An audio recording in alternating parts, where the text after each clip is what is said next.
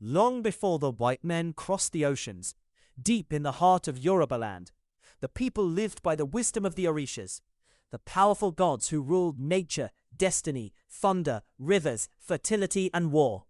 Among all the Orishas, none was more loved by women and children than Yemoja, the great mother goddess of water and fertility.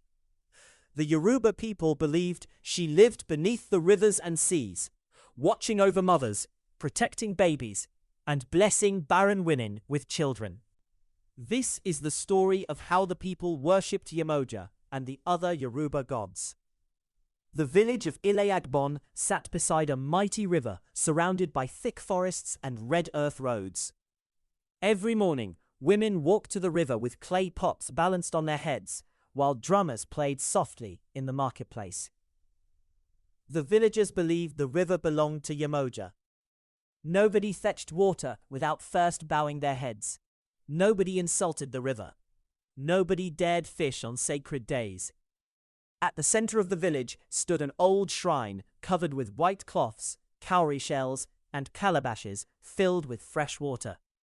The priestess of Yemoja, Mama Ronke, cared for the shrine.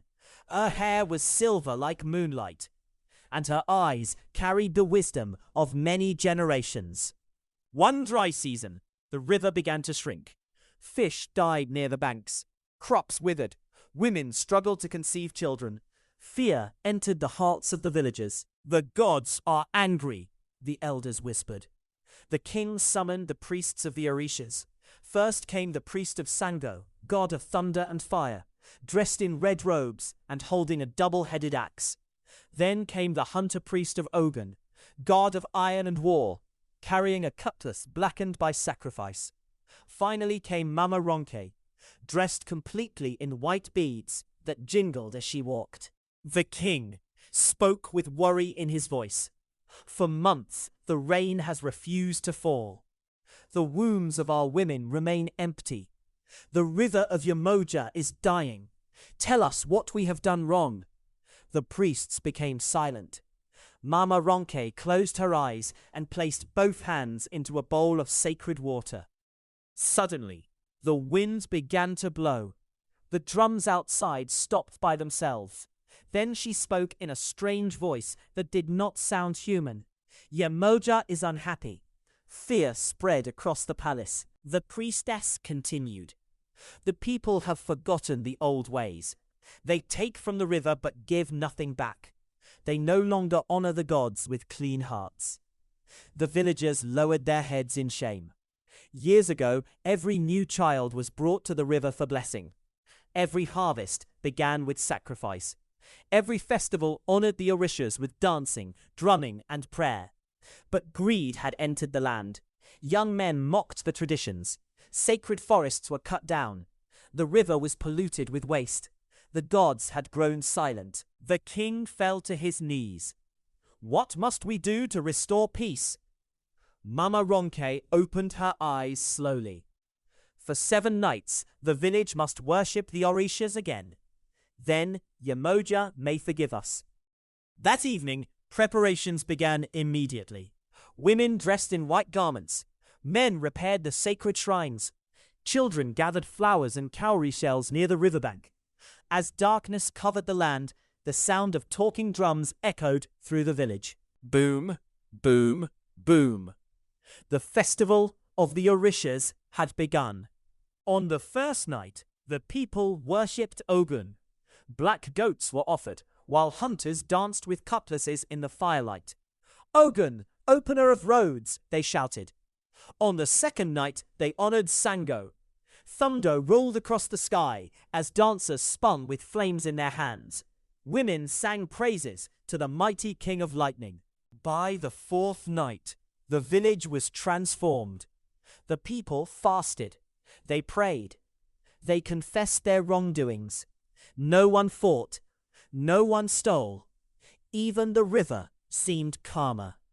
Then came the 7th night, the night of Yemoja.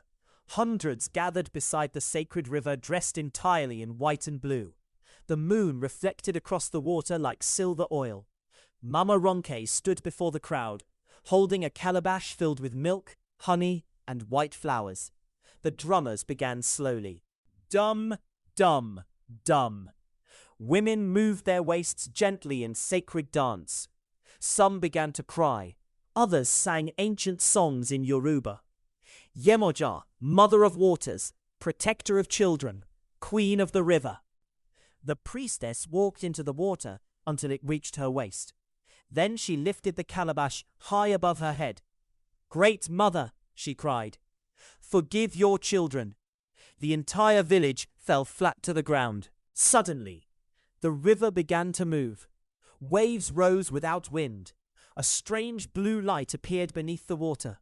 Women screamed. Men trembled. Then a beautiful figure slowly rose from the river. She wore flowing blue cloth brighter than the moon. Her skin shimmered like water under sunlight.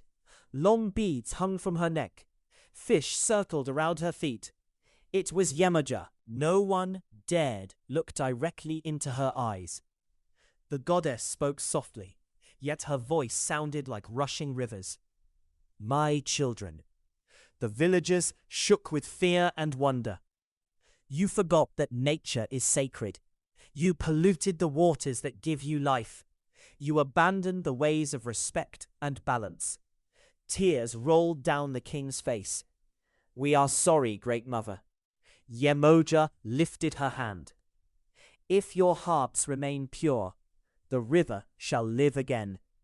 Then she touched the water. Immediately, heavy clouds gathered above the village. Thunder roared. Rain began to pour heavily across the land. The dry earth drank deeply. The people shouted with joy. Women danced in the rain. Children laughed. The river overflowed once again with life.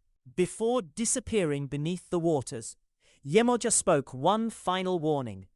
"Honor the gods and protect the earth, for the spirits live within it." Then she vanished beneath the river. From that day onward, the people of Ile Agbon never forgot the old ways again. Every year, they held festivals for the Orishas. Mothers brought newborn babies to Yemoja's river for blessing. Farmers offered the first harvest to the gods.